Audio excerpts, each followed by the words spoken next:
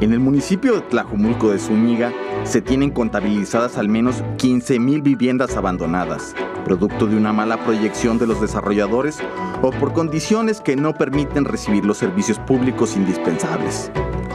El explosivo crecimiento del municipio llevó a que distintas autoridades aprobaran decenas de fraccionamientos sin garantizar la atención de escuelas, hospitales, agua potable y transporte público. Las fincas abandonadas representan una bomba de tiempo en la zona metropolitana de Guadalajara y es el tema que en esta ocasión vamos a abordar aquí en Ruta 44. Saludo con mucho gusto a Alberto Uribe Camacho, presidente municipal de Tlajomulco. Alberto, bienvenido. Muchas gracias por la invitación. Harold Dutton Treviño, profesor investigador de la Universidad de Guadalajara. Harold, bienvenido. ¿Qué tal? Muchas gracias también por la invitación. Un saludo. Y Bernd Fanestein, académico, especialista en temas de urbanismo. Bienvenido, Bernd. Gracias por la invitación. Alberto, yo te preguntaría, ¿cómo empezó esta historia? ¿Cómo se originó este problema de este crecimiento explosivo y luego las fincas que fueron abandonando? Pues de entrada con un decreto que la clase política y los vivienderos señalaron, y este decreto era: Tlajomulco será el dormitorio de la ciudad de Guadalajara. Así lo decretaron. Así. B, con el precio barato de la tierra, evidentemente muchos de los campesinos, la tierra ya no empezó a ser tan atractiva, y entonces se dedicaron en la especulación a vender la tierra que les había dado el país para sembrar, y ahora empezaron a sembrar casas. Y evidentemente empezó la especulación mobiliaria y el municipio, pues con características de convertirse en el municipio que 15 años consecutivos fue el municipio de más vivienda aprobada en Jalisco y el segundo a nivel nacional sostenido. Segundo lugar sostenido en número de viviendas en nuestro municipio. Entonces, el promedio de la vivienda son 44,000 viviendas por fraccionamiento, y hay que pensar, lo que yo les decía a los constructores es, si tú piensas en el factor de si es un negocio para ti, ¿cuántas casas son? Yo pienso en que cada casa por lo menos tiene 5 habitantes y hay que darles muchísimos servicios. Lo decían bien en la cortinilla: educación, salud, transporte, agua potable y seguridad, además de construir una serie de infraestructura que tienes que tener para generar, justamente poder generar convivencia social, como son los parques, las unidades y otra serie de cosas. Entonces, cuando entro de presidente, la pregunta que nos hicimos es: ¿vamos a seguir siendo la ciudad dormitorio de Guadalajara? Nuestra respuesta fue no, y tomamos 4 acciones. ¿Alcanzo a decírtelas? Sí, adelante. Una, prohibimos la vivienda de 45 metros. En 45 metros empezaron a hacer 3 viviendas. 3 viviendas en 45 metros. La vivienda de 60 metros la prohibimos. Pasamos a la vivienda de 90 metros como mínimo. Quitamos 800 hectáreas ya preautorizadas para hacer vivienda popular. ¿Por el uso de suelo? Con el uso de suelo ya autorizado. Quitamos esas 800 hectáreas y determinamos que no podíamos pasar por ninguna circunstancia de más de 5,000 viviendas contra las 44,000 que se venían construyendo. Mi administración cierra esta administración, que ustedes saben que estoy a días de entregar, con 4,929 viviendas los 3 años. 3 años. Sí. Y antes el ritmo era de 44,000. 47,000. Por año. Por trienio. Por trienio, de acuerdo, muy bien. Harold Dutton, una primera revisión a este fenómeno. Bueno, no es un fenómeno nada más de la zona metropolitana de Guadalajara, ¿no? Sí. Es un fenómeno que se da a nivel nacional. Sí. Lo tienen también este problema en el norte como en el sur, ¿no? Yo creo que en gran medida se debió a varios factores. Uno, una política del gobierno federal de impulsar el subsidio a las viviendas baratas, ¿no? Que inició con el presidente Fox. Él fue, el que abre la llave para decir, a ver, que se vengan las inmobiliarias, los grupos de constructores, y yo los subsidio. Y obviamente estaba toda esta bolsa de dinero en el Infonavit que estaba pasiva, que no se estaba moviendo, que dijeron, vamos a explotarla, ¿no? Sobre todo si hay un déficit de vivienda en el país, se decía, ¿no? Exactamente, ¿no? Que estaba ahí, digamos que medianamente bien registrado. Ese fue un problema. El otro problema se viene, digamos, ya a nivel municipal, en los cambios de uso de suelo que se empiezan a dar por parte de los cabildos, ¿no? Entonces creo que el ejemplo más claro aquí en la zona metropolitana es Tlajomulco, no con esta administración obviamente, porque estamos hablando que inició en el 2000, pero no es nada más Tlajomulco, está también Ixtlahuacán de los Membrillos, donde sin ninguna planeación de ningún tipo, en realidad abren la llave para hacer los cambios de uso de suelo y entonces poder permitir toda esta vivienda. Y Tala, y El Salto, y Tonalá, y y ahí van a entonces, esa combinación de los subsidios a nivel federal y que vieron esta oportunidad, y lo pongo realmente entre comillas, porque no fue una oportunidad, se abrió un desastre, ¿no? Muy bien. Bert Fanstein, una primera revisión a este problema. Algo que yo veo muy importante como académico es que necesitamos generar datos y más conocimiento sobre la realidad. Hay muchísimos mitos sobre cifras que están volando en distintas interpretaciones y no estamos tocando la actualidad, la realidad que estamos viendo. Estamos hablando también mucho sobre conceptos de moda, ¿no? Como por ejemplo las ciudades inteligentes. ¿Qué es una ciudad inteligente? Una ciudad que sirve para sus ciudadanos y que funciona en un sentido productivo. Y si vemos, por ejemplo, hicimos el estudio ahí con 17 fraccionamientos en Tlajamulco, con el proyecto Gestión Territorial que inició la administración de Alberto Uribe en el gobierno de Tlajamulco, y nos damos cuenta que estamos hablando sobre generaciones perdidas, estamos hablando sobre ciudades perdidas, en realidades de manera distante, y algo muy importante porque surge la palabra social. Y yo insisto que nuestro sistema de planeación está fallando. Dejamos de planear desde el escritorio. Preguntamos a la gente, participación ciudadana. Tlajamulco tiene mucha ventaja en estas herramientas. Y damos voz a la gente. Y nos dimos cuenta ahí en Tlajamulco, la gente no quiere dejar su lugar. Lo quieren aprovechar para ponerlo vivible. Y esto es un gran problema en la ciudad dormitorio. Y aparte la monofuncionalidad de las casas huevitos que se están construyendo. Huevitos, ¿sí? Y aparte de esto, que la gente se dan cuenta que no están funcionando, que están comprometidos a su vida productiva, económica, a pagar el crédito, que no les da opciones de cambiar de ubicación y que están modificando por propia cuenta las fallas del sistema que están criticando. Y creo que es un punto muy importante para buscar no solamente soluciones para Tlajamulco, son muchísimos más municipios de esas características en México. Se aplicaría, como decía Harold, la misma fórmula de lo que ocurrió ahí.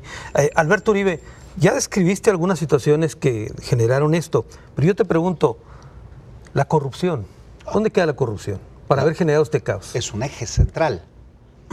Ustedes recordarán imágenes mías entrando a la administración, estamos hablando de 2015, en donde iba caminando por fraccionamientos inundados, con prácticamente el agua, todas arriba de los casas, arriba de las rodillas, y hasta prácticamente el agua hasta la cintura. Y lugares en donde son lugares bajos. Durante años esos lugares eran donde se hacían las represas naturales cuando llovía, se secó, se vendió barato, construyeron ahí, ¿y qué creen que pasó? No, pues inundó. Pues inundaron. Y entonces lo que tuvimos que empezar a hacer, esa es una muestra de la corrupción. ¿Cómo das un uso de suelo en un lugar que sabes que es una represa? Que es una recarga acuífera? Instrumentos de planeación que tienes que construir que tienen que ver con más con la parte de protección medioambiental, en donde proteges a los lugares de acuerdo a al mismo territorio. Hay lugares, por ejemplo, en Silos, donde el estudio que realizaron es extraordinario, donde la tierra de entrada es arenosa. Y entonces ahí mismo empezaron a construir y casas en algunas zonas en donde ya tienen grietas porque permitieron construir ahí. Es evidente que el cambio de uso de suelo en muchos de los casos iba siempre aunado a la corrupción. Y eso es muy dramático porque entonces con la corrupción que daban por cada casa podías tener la capacidad tú como constructor de dar esa mordida que daban, pero además de que el municipio no te supervisara nada. Entonces la gran pregunta es, ¿y la garantía del ciudadano de tener una vivienda de calidad en dónde está? Yo criticaba, ahora que hicimos la presentación, decía que de entrada también el modelo del Infonavit tendrían que hacer una reducción a las tasas y a los tiempos, porque resulta que una casa de 350,000 la terminan pagando en más de 1 millón y tantos. En Panamá los créditos hipotecarios son del 3. Tienes que bajarle a la gente para que le cueste mucho menos y salga de este hoyo, porque le hipotecas la vida a estas personas porque están atorados. Llega al nivel en donde prefieren perder su dinero, llega al nivel donde prefieren perder el dinero pagado que seguir viviendo en un lugar que tarda 2 horas en ir y regresar, o que saben que es mejor dejar tirado que seguir pagando todo lo que les falta. De ese tamaño de drama vivían y viven muchas gentes. Harold, tú mencionabas el tema del gobierno federal. No sé si vas a comentar algo aparte. Sí, algo muy rápido, ahorita que estabas mencionando lo de la corrupción. A ver, hay una cuestión fundamental. Los que aprueban los planes parciales son los cabildos de cada uno de los municipios, ¿no? En efecto, yo creo que ya estuvo documentado, creo que es más, hasta para ponerlo con nombre, ¿no? Creo que en la administración de Tatengo señalaban cómo los regidores se habían prestado para hacer las modificaciones de los usos de suelo. Que déjame decir nomás algo como precisión. Tatengo es el que menos vivienda aprobó después de un servidor. Pero ojo, una cosa es... No lo defiendo, lo que quiero decir es cómo cambian los usos de suelo. Al momento en que cambias el uso de suelo, le permites, digamos, le abres la puerta para que en la próxima administración puedan ir poniendo, digamos, las solicitudes de construcción. Pero más allá de eso, a ver, el código urbano en el Estado señala que se deben de pagar o se deben de dejar fianzas cuando se están haciendo fraccionamientos. ¿Okay? Que este es el caso, ¿no? No estamos hablando de alguien que construye una casa, estamos hablando de alguien que construye 500, 1000, 1500 casas. Se tienen que dejar fianzas que en teoría esas fianzas van a servir para dos cuestiones. Una, garantizar que se va a terminar el fraccionamiento. Hasta donde yo sé, ninguna administración municipal, ninguna, en la zona metropolitana, y estamos hablando de Guadalajara, Zapopan, Tlajomulco, ha ejecutado las fianzas que tenían para garantizar que se terminaran los fraccionamientos. Acabamos de recoger en la Ciudad de México una fianza. Ojo, la recogen, pero que la ejecuten, es decir, que se venga y con ese dinero... 10 millones de pesos de silos, ya pudimos recuperar. Si es el primer ejemplo, entonces pues hay que decir que felicidades, ¿no? Te lo mando para que lo veas. Pero es increíble cómo estaban esas fianzas que, digamos, en teoría estaban para garantizar no nada más la que se terminara la obra, sino la calidad de la obra. ¿Okay? Y luego, en caso de que hubiera casas y se vendieran las casas, que es la mayoría de los casos para la gente de menores recursos, hay una segunda fianza, ¿okay? Que es para garantizar la calidad de esos hogares. También, hasta donde yo sé... En cuanto a los servicios, supongo. Ojo, la primera es que estén bien los servicios, esté bien la calle, esté bien el drenaje. Y la segunda es de que tu casa, la que compraste, también está garantizada de que va a cumplir con un mínimo. Y nuevamente, tenemos los municipios que no ejecutan esas herramientas que ya tienen. ¿Okay? Entonces ha habido, creo que una omisión, si lo queremos poner así, por parte de las áreas jurídicas de los municipios en decir, vamos dejando pasar el tiempo suficiente para que caduque la fianza, y entonces los pobres ciudadanos se quedaban ahora sí que de a cuatro sin poder tener una garantía de lo que habían comprado, ¿no? Muy bien, tengo que hacer una pausa, es la primera. Regreso con más de este tema.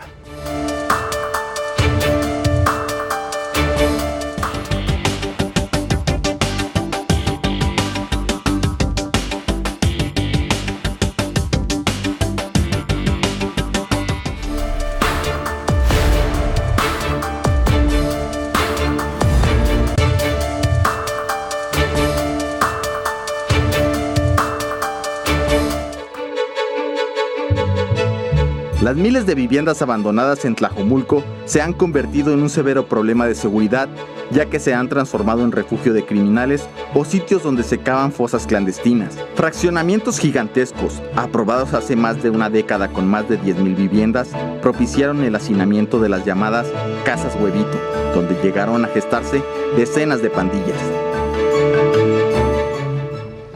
Fincas abandonadas, una bomba de tiempo, el tema que tocamos en esta ocasión aquí en Ruta 44. Bert Fanestein, te quisiera preguntar, a propósito de lo que decía ahorita la introducción, estos fraccionamientos monstruosos de 10,000 viviendas, era evidente que no podía funcionar una masa como esa, ¿no? ¿O qué encontraste tú? El problema más grande que, pues no es gran cosa para entender que es un problema, ¿no?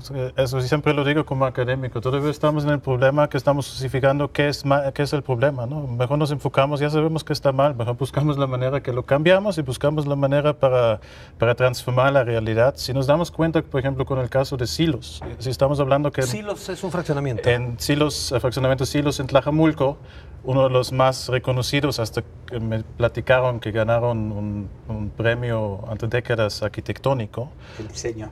El diseño. Paradójico. Si ya fuimos ahí con el estudio y el levantamiento en campo con los alumnos y la encuesta a los ciudadanos, los habitantes, pues nos damos cuenta que 30% de las casas no están habitadas y que el resto está viviendo en unas condiciones pues precarias, que están buscando apoyo. Por ejemplo, dando ahí también la opinión muy clara. No nos sirve como la vivienda en masa y la sobreproducción de la vivienda si solamente estamos pensando en casas. Debemos de pensar en servicios básicos, educación, salud. Debemos de pensar en el lugar de trabajo. 76% de las personas que hicimos la encuesta en los 17 fraccionamientos están diciendo que dependen del transporte público, pero solamente tienen una o dos rutas para llegar ahí. Están gastando 2/3 partes de su tiempo del día o de 2 a 4 horas del día para desplazarse a llegar a los lugares de trabajo. Y yo insisto mucho porque la perspectiva social no es, y esto es una pregunta muy abierta a todos, porque todos podemos opinar sobre estos temas. No estamos sembrando los riesgos sociales en los fraccionamientos de interés. Quitamos la parte social porque creo no cumple esta parte. Lo estamos sembrando ahí, para contestarlo muy claro, el calentamiento social y los problemas. Si los niños no tienen sus papás suficientemente en casa para recibir la primera educación familiar, porque los papás están saliendo a las 5 de la mañana y regresan a las 12 de la noche, ambos del trabajo, ahí debemos de pensar si estamos haciendo las cosas de manera óptima. Sí, yo creo que sí, el impacto social lo estaremos padeciendo, porque creo que ya hay algunos problemas. Creo que el caso de Tlajomulco con estas fincas donde encontraron cuerpos es el extremo, ¿no?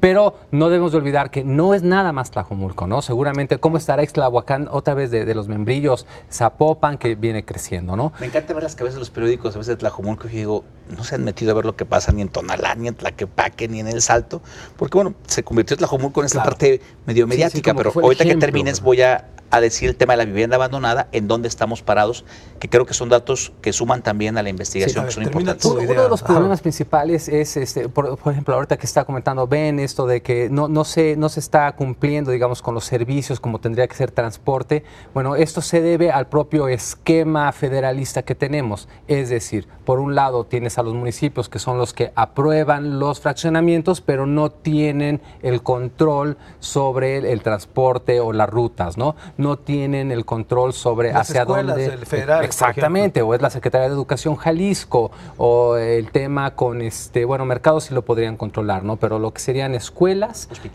hospitales tampoco.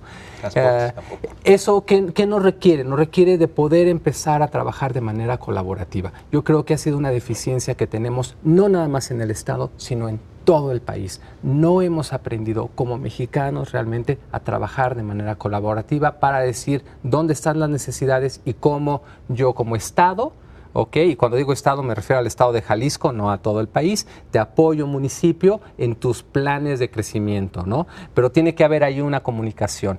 Ahorita comentabas de que debe haber un ombudsman de la vivienda. A mí me parece irónico, por ejemplo, que la Prodeur se vende, así se venden, ¿eh? Porque yo he estado en reuniones con ellos donde dicen, nosotros somos el ombudsman del desarrollo urbano, ¿ok? Y no han hecho realmente nada en pro de un desarrollo más armónico en la medida de lo posible. Muy bien. Alberto. Cosas importantes.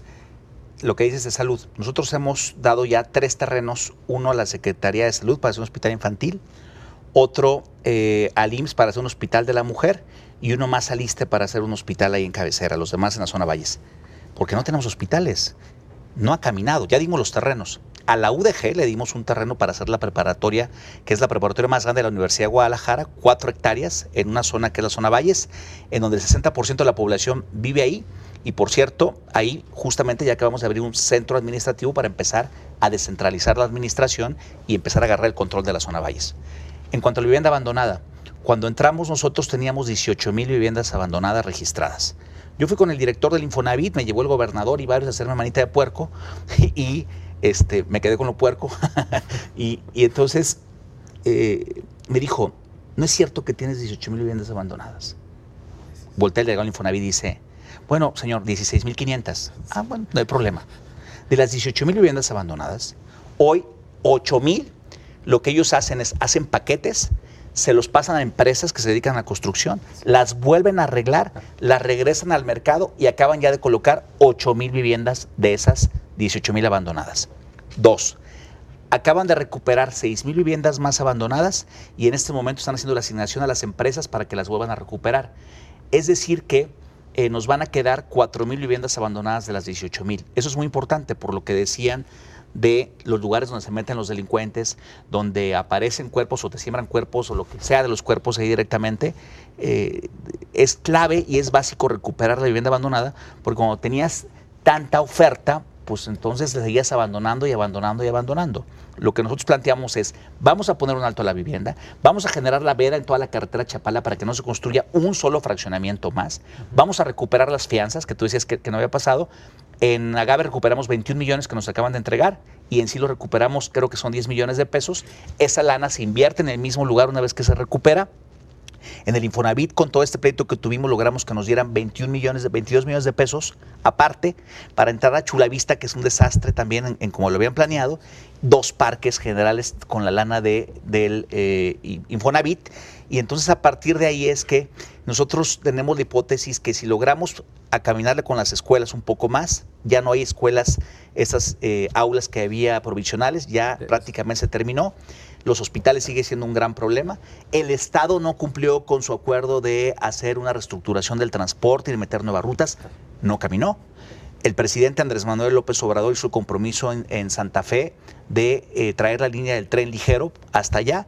Antier que estuvo acá, o estos días que estuvo acá, no con el que día vino, nos dijo él que seguía en pie el tema concretamente de continuar con la línea del tren ligero. A ver, Alberto, nomás una pregunta muy rápida. Sí. Esto de recuperar las viviendas, Sí. ¿cómo garantizar que no se repita la historia de que sean abandonadas de nuevo? Porque si fueron abandonadas fue por alguna causa. Sí. El recuperarlas y volverlas a habitar ¿no te va a llevar a que otra vez se repita la historia? Yo creo que es una apuesta general. Ya estás llevando escuelas. Nosotros teníamos una meta de 7,000 millones de pesos de inversión privada en nuestro trienio. Terminamos en 17,000 millones. Antes la inversión privada, el 80% era vivienda. Hoy de estos 17,000, 7,000 era la meta, 17,200 a lo que llegamos. Hoy el 3% solamente es vivienda. ¿Qué queremos hacer nosotros? Que la gente no tenga que venir a trabajar a Guadalajara, que se quede trabajando allá, que podamos con esos 40,000 empleos que se generaron, que sea para nuestra gente. Tienen incentivo las empresas cuando así lo hacen, descuentos de todo tipo, para que la gente tarde menos tiempo en trasladarse y esté más horas con sus hijos. Ese es un factor determinante. Las unidades, los parques, las escuelas, la preparatoria, la apuesta por el transporte público, nosotros creemos que a raíz de esa construcción es que la gente se quede ahí y nos importa mucho que la plusvalía de las casas de las personas siga creciendo y en aumento para cuando la tengan que vender y no terminen siendo secuestrados no solamente por su hipoteca, sino secuestrados también, evidentemente, por la incapacidad de poderse mover, porque si la venden no les van a pagar nada de lo que vale. A ver, te quería hacer una pregunta. Las Naciones Unidas tiene un programa en el cual habla de que un factor para arraigar a la gente en su región, las viviendas, etcétera, es la industria, como un motor de desarrollo para que los habitantes de su trabajo cercano pues puedan utilizar eso. ¿Tú encuentras esto lógico para algunas regiones de Jalisco? Yo me quedo mucho con tu pregunta antes. ¿Qué hacer que la gente sí se quieran quedar, ¿no? Porque, por ejemplo, las encuestas nos muestran que solamente 54% de las 388 encuestas que hicimos se sienten seguros en su fraccionamiento.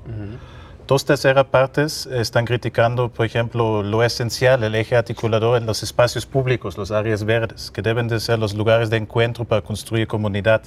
Y aparte de esto, temas de salud y temas de educación. 1/3 parte dice que sus hijos no tienen acceso a educación básica. Esto es para mí algo que inmediatamente debe de atacarse para buscar una transformación en ese sentido.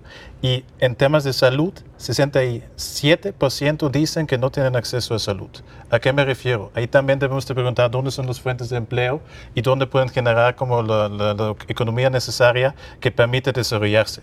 Y yo veo mucho potencial en el área metropolitana de Guadalajara, no solamente y particular en el municipio, en el caso de Tlajamulco, y ahí tocando el tema de Naciones Unidas. Naciones Unidas con la nueva agenda urbana ya trae como las líneas por donde debe de ir el desarrollo urbano.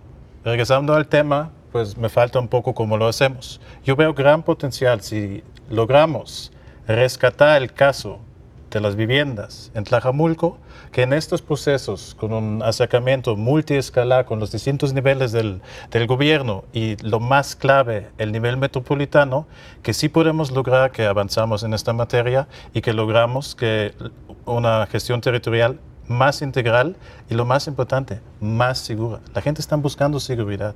Claro. Pero sí creen que con el tema de haber puesto un freno de mano a la vivienda, regulándola, es un buen arranque. Claro, pero el freno de mano va a estar, ojo, en los planes parciales, ¿no? A mí me gustaría, y esto va para todos los presidentes municipales, ¿no? Al menos de la periferia, ¿no? Porque Guadalajara se puede decir que ya está encapsulada, ¿no? Ya no tiene reserva urbana en sí que pueda desarrollar. Lo que tiene que hacer es pensar en la famosa redensificación, que pudiera ser, ojo, no es la solución, es nada más una gotita más, ¿no? Aquí yo creo que lo excelente sería que los propios municipios pusieran un alto en sus planes parciales, es decir, hasta aquí llega la mancha urbana, ¿no? Y luego pensaremos a lo mejor en 20 años. El problema ya lo tenemos, como quiera, no se va a solucionar. Esto de poder revender, digamos, las fincas abandonadas, es un proyecto, no es de los municipios, viene desde el Infonavit. Esto se fue a partir de un trabajo que hizo Infonavit con Harvard, específicamente la Escuela de Políticas Públicas, donde los invitaron, ayúdenos, porque no tenemos este problema. Y a nivel nacional se planteó la necesidad de decir, pues vamos viendo cómo hacemos un esquema, ¿ok? Pero va a ser un problema. Creo que no va a haber ningún municipio en sí fuera de la zona metropolitana y por el tamaño que tienen que pueda cubrir todos los servicios, claro, ¿no? Y si viene el problema del agua, Tlajomulco tiene un problema gravísimo del agua, ¿no? Si sigue en esta medida, sí se puede resolver. Yo sí le veo solución a Tlajomulco. Ahorita, te lo digo. Si quieres, hablamos del servicio y del agua potable. Tengo que dar una pausa. Sí, por cierto, les comento también a usted y a usted que nos sigue que fue invitado a esta mesa el delegado de Infonavit. Lamentablemente, su agenda no se lo permitió.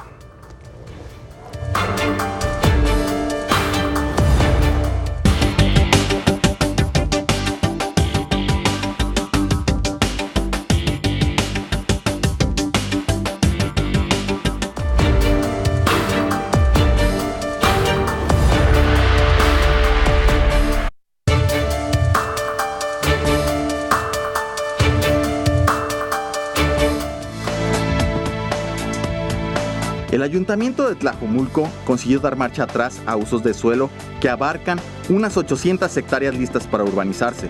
Uno de los principales problemas por el explosivo desarrollo urbano es la carencia de transporte público que pueda movilizar decenas de miles de personas que llegaron a vivir al municipio en las últimas 2 décadas. Fincas abandonadas, una bomba de tiempo, el tema que tocamos aquí en Ruta 44. Alberto Uribe, el tema de la inseguridad o de haber convertido estas fincas en fosas clandestinas. Lo de las fosas, hay que revisar porque pues, puede pasar cualquier cosa en una finca abandonada. Desde donde se juntan los drogadictos, donde se ponen a picarse, donde aparecen este tema de cuerpos que van y te tiran, que ya es todo un enigma que no sabe uno de dónde vienen, ni a dónde van, ni cómo está la cosa. No me voy a meter más al tema, pero yo creo que el problema del municipio ya no son las fincas abandonadas. Tenemos que darle la vuelta a esa discusión, para mí. Ya hay una ruta para caminarle. El problema es el crecimiento exponencial desordenado, el problema es el transporte, cómo se establece ahí, el problema tiene que ver con esas cosas que generan la comunidad y además generar el empleo. Todo esto me parece que es lo que te puede sacar adelante. Sí hay una viabilidad del municipio para resolver los problemas si no siguen creciendo al ritmo que venían creciendo de 44,000, 50,000 hasta 70,000 viviendas en un trienio. Si bajamos de los 5,000 o máximo 5,000 que se planteó esta administración, que ya no son los H4 que dijimos, justamente ahora son el 56% es vivienda de alta densidad, el 40 y tantos % es H3, que ya son viviendas arriba de 50 metros. A ver, eso, ¿por qué no le explicas a la gente qué es eso? H4, H3 y H2 y H1 es como una categoría que se pone para la vivienda. Y entonces el H4 es como la conocida como vivienda huevito, que en todos los demás lugares se desarrolla en 45 metros, hacen 3 casas, 3 departamentitos y en 60 metros.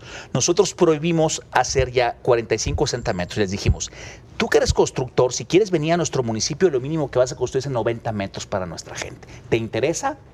Pues todos dijeron no. Ahí y entonces, 2 recámaras, 3 recámaras. ahí lo que pusimos en ya 90 metros de terreno, que significa una cocherita, que significa un jardincito, que significa, pues calculen que en 90 metros aquí estaban construyendo 6 departamentos. Hoy, en 90 metros, se construye una casa o se construyen 3 departamentos, pero 90 metros como mínimo.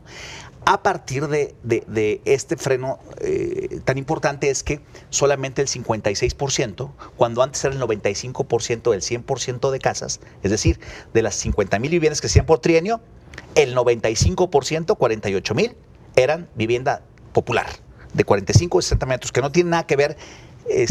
No es un asunto despectivo, es un asunto de parar la velocidad de crecimiento, porque en esos terrenos se estaban llenando de casas sin tener la capacidad para darles agua a todos, porque el agua del municipio viene del subsuelo. Hoy ya tenemos un acuerdo con el Estado donde estamos haciendo una planta potabilizadora para llevar agua a la carretera Chapala, para llevar agua a Gaves, a Rancho Alegre, a Silos, y ahí vamos a poder comprar 500 litros por segundo crudo. En este momento la planta nos costó 80 millones de pesos, la estamos terminando para diciembre, va a estar lista, ya no voy a ser yo presidente, pero vamos a poder solventar la crisis de la carretera Chapala de agua, de esta vivienda de Silos, de esas viviendas que ya recuperamos también. Parte de este dinero lo estamos invirtiendo también ahí, pero sí hay una viabilidad para el manejo de agua en la medida que construyes un sistema. Ya nos inundó Tlajomulco ya nos inundó, y es otra cosa que ya no se dice, hoy se inunda Guadalajara y Zapopan. Hicimos una infraestructura tan importante en materia de agua potable que nos llevó que el Colegio de Ingenieros nos distinguiera por la obra hidráulica. Hoy Tlajomulco tiene la capacidad 4 veces mayor para almacenaje de agua que el DEAN, que es el principal centro de almacenaje de la ciudad de Guadalajara. Pero bueno, el DEAN es realmente pequeño en cuanto a las necesidades de agua. Pero más allá, bien, si esas son las medidas, digamos, para empezar a limitar el crecimiento en Tlajomulco, creo que es muy loable y es bienvenido. Nuevamente, la zona metropolitana no es nada más Tlajomulco, es todos los demás, como bien lo decías, hacia Tala, cómo se va a venir, ¿no? Entonces, mientras que los demás municipios estén permitiendo esta categoría de H4 sin ninguna restricción, es decir, para que se puedan permitir casitas de 45 metros, va a ser un desastre, ¿no? Punto fundamental, se requiere la cooperación, ¿no?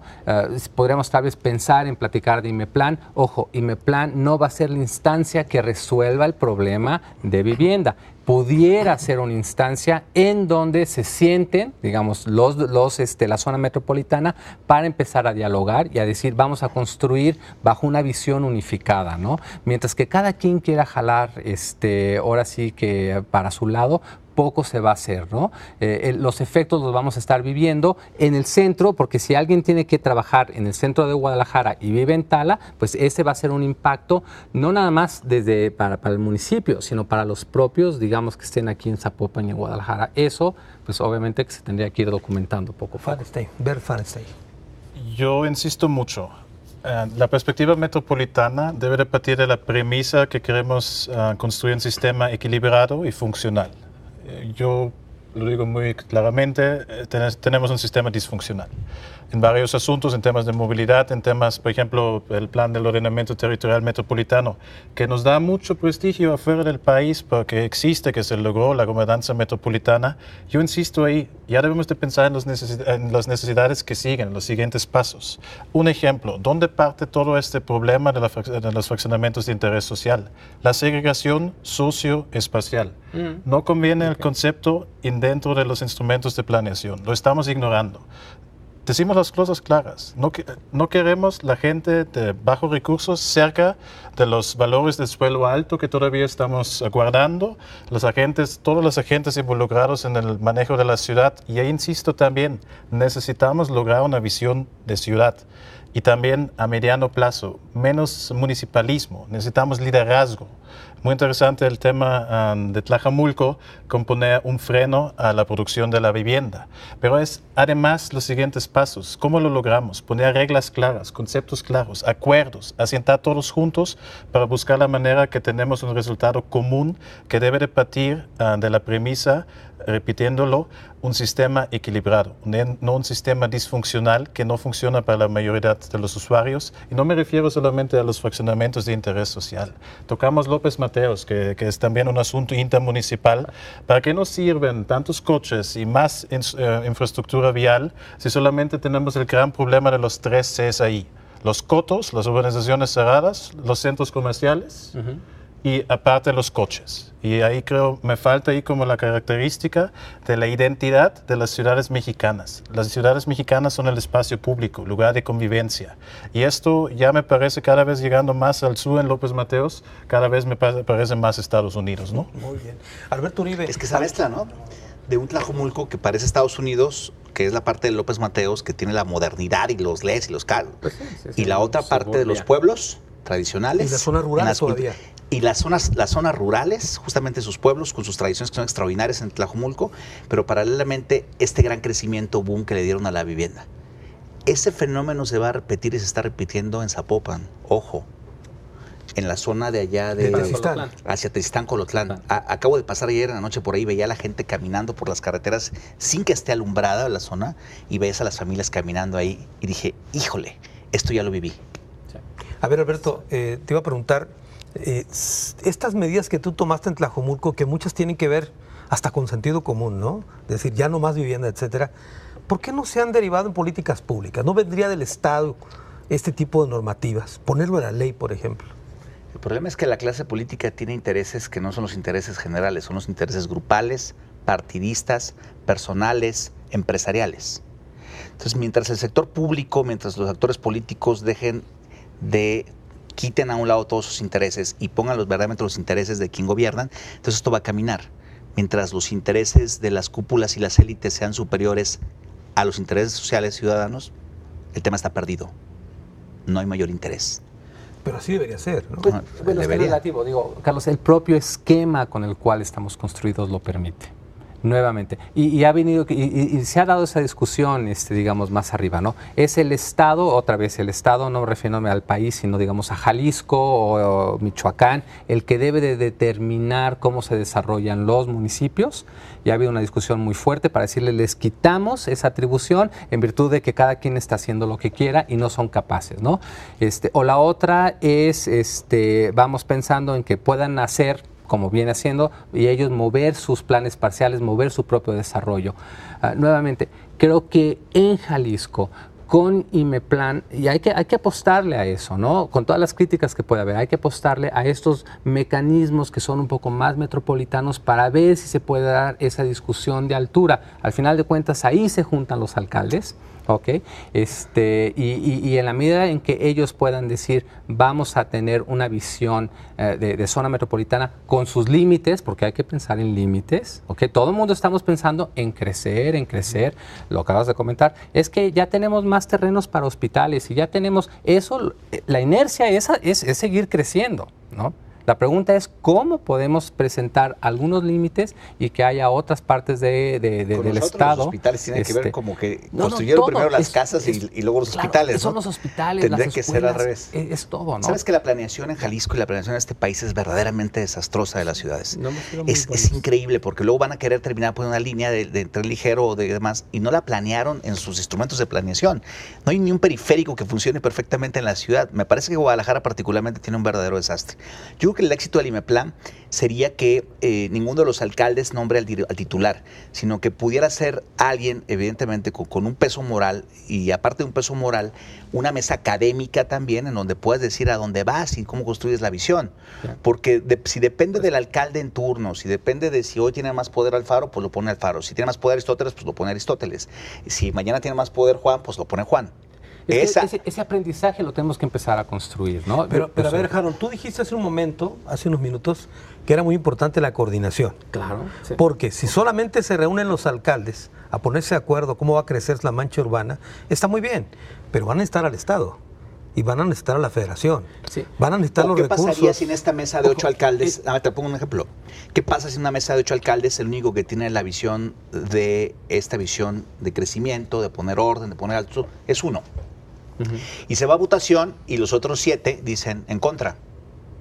Claro, bueno, la idea, por ejemplo, con el IMEPLAN es poder tener este órgano técnico Okay, que presente, y en teoría somos seres racionales, ¿verdad? Creemos que somos seres racionales, de que con la información podemos ser capaces de tomar las decisiones adecuadas. Entonces tienes el órgano técnico que tiene esa visión técnica de lo municipal, de la zona metropolitana, que puede ir poniendo sobre la mesa a todos los alcaldes hacia dónde se debe de ir creciendo, ¿no? Nos cuesta mucho trabajo, ese ha sido uno de los problemas de México, de que no somos capaces de llegar a acuerdos. Entonces, en efecto, o hay un mayoriteo de uno, el que tenga la mayoría, que sea el partido mayoritario y deja a los demás fuera, o simplemente si no tiene esa mayoriteo, nadie se pone de acuerdo y ahí quedan los documentos, ¿no? Claro, muy bien. Tengo que hacer una pausa, esta es la última, regreso a las conclusiones del programa.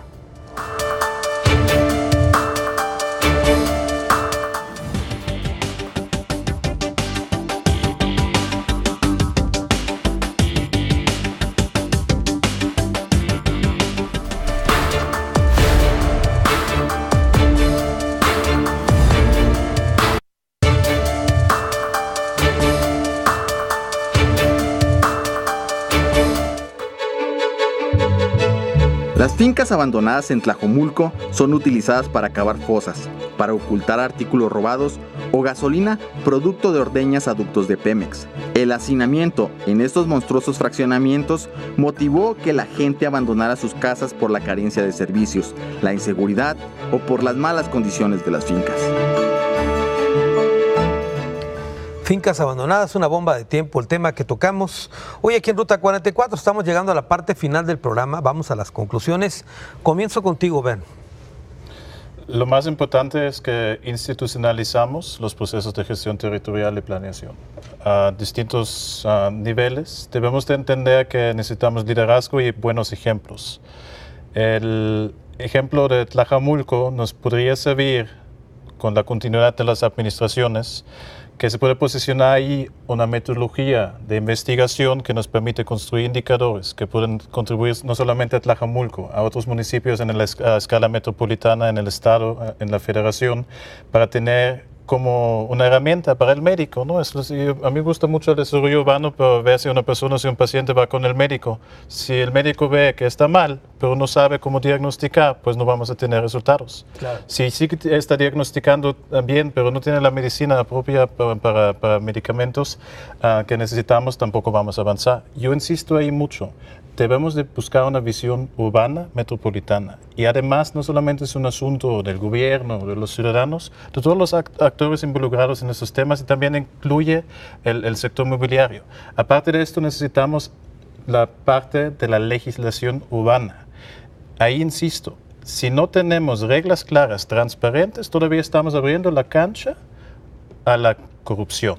El municipio de Guadalajara con visor urbano ya está premiado de varias veces con visor urbano como una herramienta tecnológica que permite desarrollar. Hay una herramienta que quiere quitar esos procesos de la falla humana. Esto es una herramienta que puede servir y replicarse. Pero la otra parte también es, no solamente necesitamos el liderazgo municipal, necesitamos la federación y entender también, yo soy geógrafo, la parte de los abogados es muy importante. Si la ley no lo permite, no lo permite, y siempre es un gran problema que estamos viendo. Necesitamos ir por ahí, porque eso es la modificación correcta para hacerlo, pero no está permitido.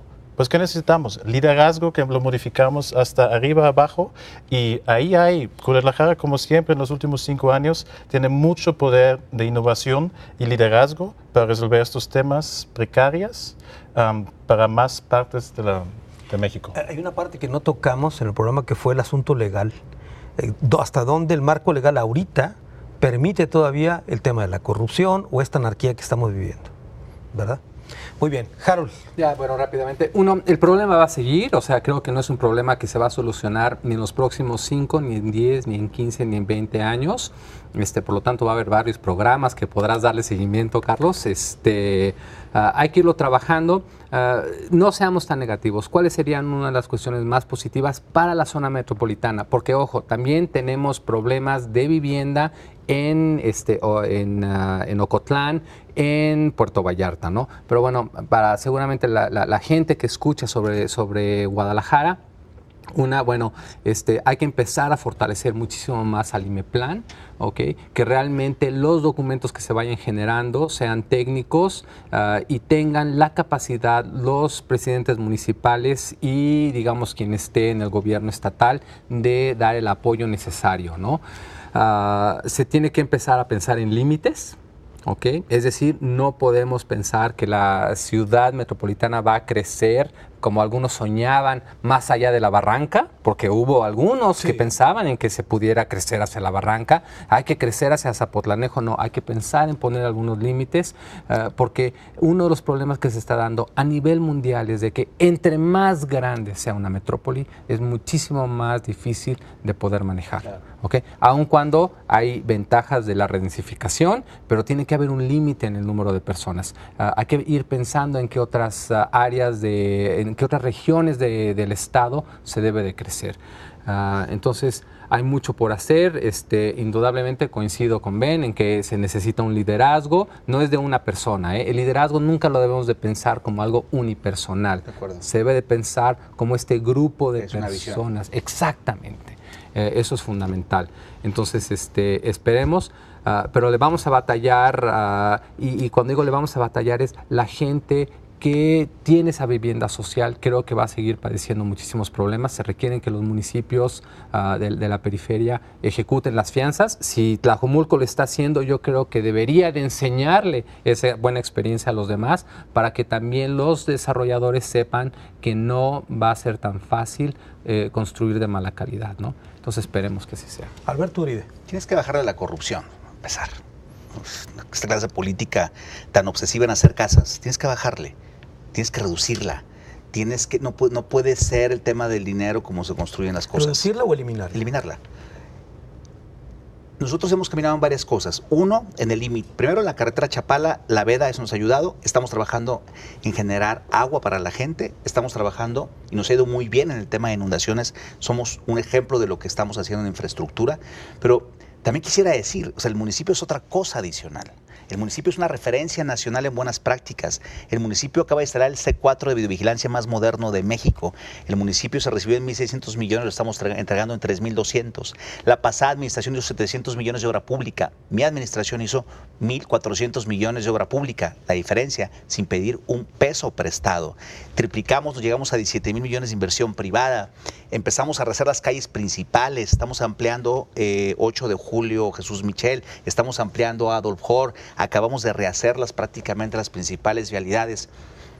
El municipio tiene una viabilidad, tiene una forma, tiene un fondo. Las empresas están llegando y están confiando en nosotros. El municipio es 4 veces más grande que Guadalajara, pero es un municipio en donde el orden total de las finanzas vale. Y tan vale que es reconocido por las calificadoras internacionales en su manejo financiero.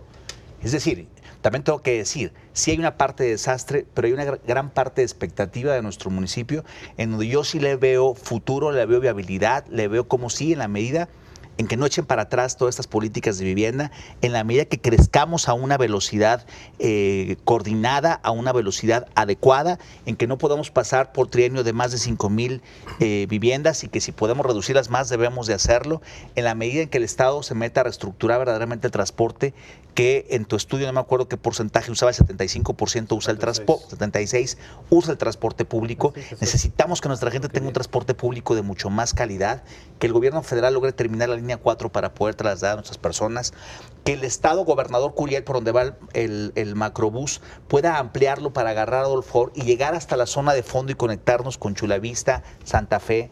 Tenemos una intervención en Santa Fe extraordinaria en un laboratorio urbano. Más de 3,000 jóvenes han pasado por ahí. Hoy saben hacer grafite artístico. Hoy Tlajomulco, si vas a Santa Fe, es otro lugar. Hemos empezado a intervenir zonas. 3 años es insuficiente. Por eso yo me quería reelegir para terminar con el modelo que habíamos planteado, pero bueno, ya la vida me lleva a otro lado, pero creo que sí tiene viabilidad el modelo, y donde veo la preocupación ya no es en Tlajomulco, donde veo la preocupación es lo que pasa en los diferentes municipios, incluyendo Zapopan, Tlaquepaque, Tonalá, El Salto, Ixtlahuacán, que están en el riesgo de vivir lo que nosotros ya vivimos y ya sabemos cuáles van a ser las consecuencias el de caso de Zapopan, todas. que decías. Claro, ahí está creciendo de una manera muy importante. A ver, ¿por qué no está preguntando nadie cuántas casas autorizó Guadalajara de departamentos? ¿Cuántos autorizó Zapopan? ¿Qué autorizó Tlaquepaque? ¿Qué autorizó El Salto? No, la discusión es Tlajomulco, porque además yo me dedico también a poner la discusión en la mesa. Claro, no, ¿Cuánto autorizó cada quien? Algo que es muy digo, qué bueno, digo, si el municipio está, digamos, creciendo y está captando mayores recursos, esperemos que también, digamos, responda en esta visión metropolitana de poder decir, pues vamos a aportar para que se pueda construir de manera metropolitana, ¿no? Yo opinaría que podría ser un tema aparte, ¿no? La redensificación de Guadalajara, yo diría que al final de cuentas es una política sensata. Ojo, habría que ver cómo se está llevando a cabo, pero el hecho de empezar a redensificar es lo mejor que se puede hacer. No podemos crecer hacia afuera. La pregunta es cómo le damos oportunidad a la gente de escasos recursos para que participe de esa redensificación, ¿no? Los edificios en Guadalajara en realidad no han causado mayor problema. La gente de Providencia dice otra cosa. Bueno, claro, pero ojo, es que es bien interesante porque estamos hablando de la redensificación en las partes donde la plusvalía es la más alta, ¿eh? Es lo que decía Berna hace ratito. Claro, no han perdido plusvalía. Si tú ves los valores catastrales que se vienen dando en Providencia, ninguno ha venido para abajo. Todos se han disparado. Aún así, la discusión es por dónde está saliendo la gente. Claro, tienen entradas y salidas nada más. Es decir, claro. la discusión es... Lo interesante, yo diría, es para estas casas de interés social, ¿cómo los reincorporas para que ellos puedan tener los beneficios de esa gente que está también viviendo? ¿Cómo les en bajan el sus centro, tasas de ¿no? intereses? Es una discusión. Oye, señores, pues muchas central. gracias. Vamos a hacer, como Eso, dice Harold, otros programas por lo que veo. Invitaremos, por cierto, al titular del IMEPLAN y al de la Cámara Nacional de Desarrollos de Vivienda, Canadevi, a ver si quieren venir a hablar. otra vez. Y al Infonavit también insistimos. También, ya con esos, mira. Alberto Urbina, muchas gracias. Gracias a ustedes, que estén muy bien. Harold, muchas gracias. Gracias por la invitación. Y Ben, muchas gracias. Gracias. Me quedo, como siempre, un minuto para una reflexión final. Hace muchos años, en 1964, nació en Guadalajara el niño 1 millón. Se llamaba Juan Francisco José. Juan, en honor a Juan Gil Preciado. José, en honor a José Garibi Rivero. Y Juan, en nombre, me faltaba otro, Juan Francisco, por Francisco Medina Asensio, que era entonces el alcalde de Guadalajara. En aquel tiempo la Cámara de Comercio lo premió por el hecho de ser el niño 1 millón. Guadalajara estaba orgullosa de ser una ciudad con 1 millón de habitantes. Ese definitivamente es un error. Las ciudades que crecen a ese ritmo no es un síntoma de algo que esté bien hecho, sino todo lo contrario. Las consecuencias las estamos viviendo ahora, que tantos años después del niño 1 millón no hemos aprendido a crecer en forma ordenada. Hasta la próxima.